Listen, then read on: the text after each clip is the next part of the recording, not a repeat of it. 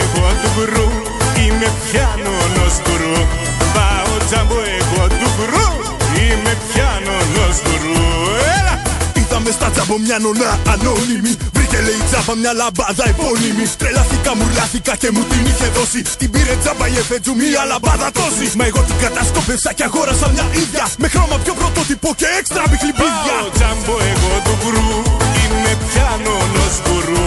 Τζάμπο σύμβολο νονού, θα σε κάνω εγώ τατού. Έλα! Καλή Ανάσταση αδέρφια.